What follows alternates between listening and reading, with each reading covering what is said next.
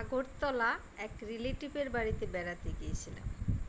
ওরা বলল কি, চলো আমাদের এখানে মাছের বাজার দেখে আসবে। হ্যাঁ চলো। গেলাম প্রথমে এক শুটকি মাছের বাজারে।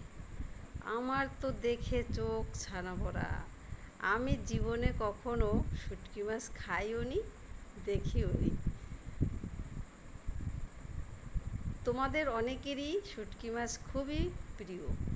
তোমরা দেখো তো কার কোনটা প্রিয়, দেখে চিনতে পারছো কি না কোনটা কিসের শুটকি? আমি তো একটাও চিনতে পারছি না। তোমরা দেখে বলো তো কার কোনটা ভালো লাগছে। দেখো দেখো কত রকমের শুটকি।